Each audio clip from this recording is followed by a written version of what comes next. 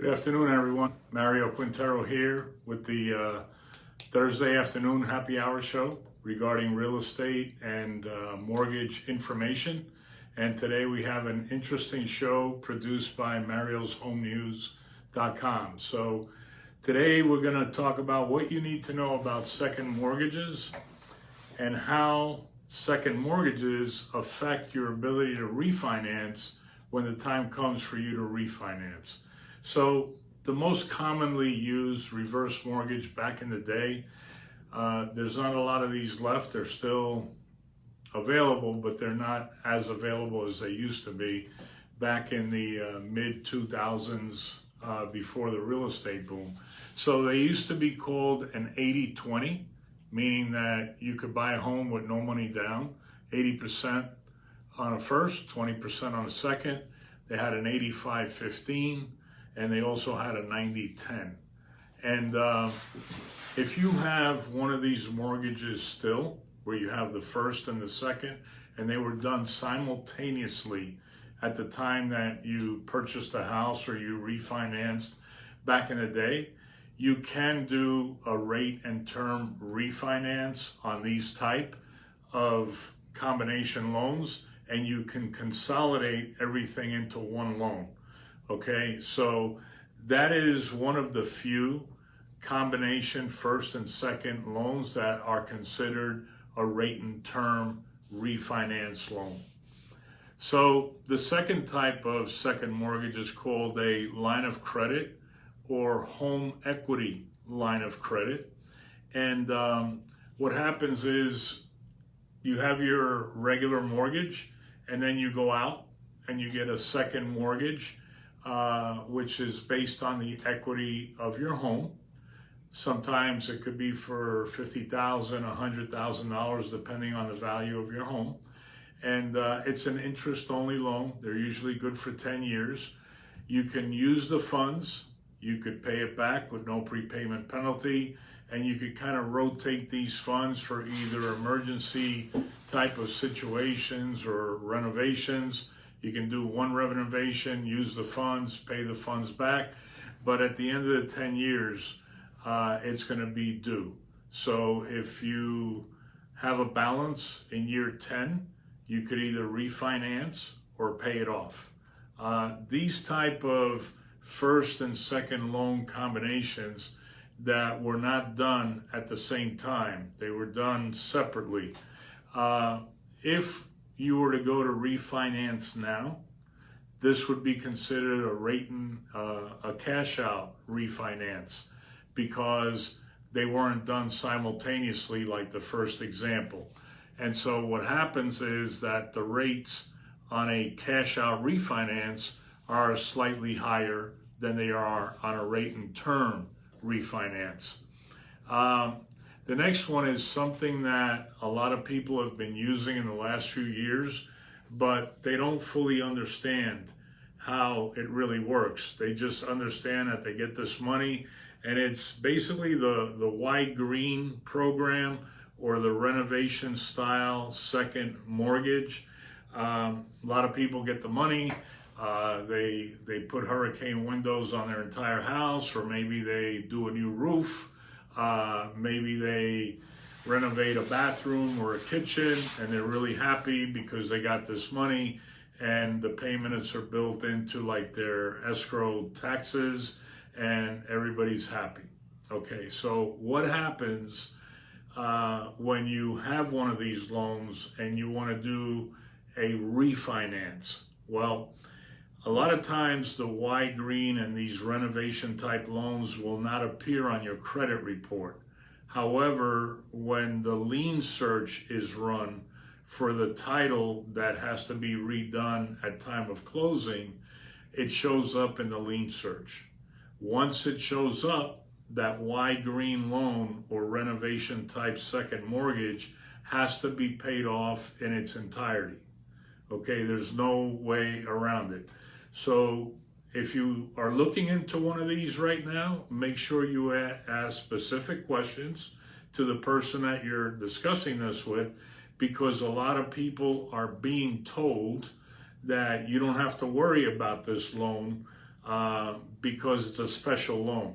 So you do need to worry, because if you have a $30,000 or $40,000 wide green loan and you're looking to refinance into a lower rate and term, we're going to need to pay that loan off. And there's no other two ways about it. It has to be paid off. So make sure you do your homework on that. I hope that information is beneficial to you, because we have run into a couple of situations in the last couple of weeks where that almost killed the refinance deal, because it was never disclosed to us. It was not on the credit report, and we didn't find out until the title was actually run. The next one is SBA loans, Small Business Administration loans. And this is a loan that is used a lot by entrepreneurs who want to try to fund a new business, or they want to add capital to an existing business, and they go out and they get a low-cost Small Business Administration loan, SBA. So what happens is, when you go to refinance, once again, this loan may not show up on your credit report. In most cases, it doesn't. However, when the lien search is done for the title work, it will pop up as a second lien, because you're personally guaranteeing this loan against your primary residence. So it does come out, and then we have to deal with how we're going to pay off that SBA loan. If not, your refinance is going to be dead. And one of the things that we see with these loans is that, they're great, but if the business does not succeed, or all the money is spent and you run out of cash as an entrepreneur and you can't secure additional funds and the business goes out of business, you are personally still liable to pay off that loan. Now, the only type of refinance that really doesn't care about whether it was simultaneous or whether you got it, afterwards on the second loan, or whether you got an SBA lien, which is attached to your home and is in second position. The only loan that really doesn't care about any of this is the loan that a lot of seniors are currently using, which is the reverse mortgage. And a reverse mortgage basically bundles whatever the first lien position is and the second lien position. And as long as you have enough equity in that home, we will be able to pay off the first and the second.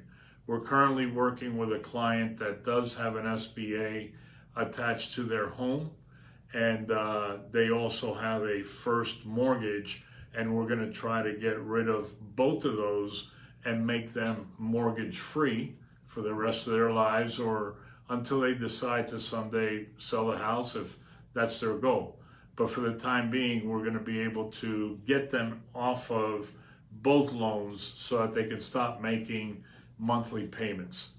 The last thing I wanted to talk about is mortgage insurance premiums and private mortgage insurance. So many of you may have PMI or MIP attached to your loans, because maybe at the time that you bought your house, maybe you didn't have enough to put 20% down, and you put down maybe 5%, 10%, 15%, and you've been paying that PMI or MIP all this while.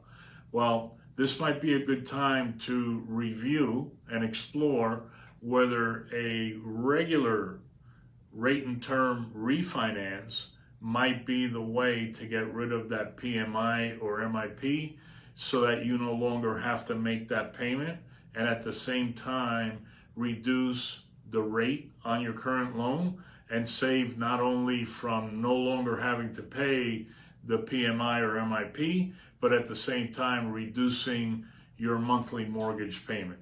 So that's just a tip.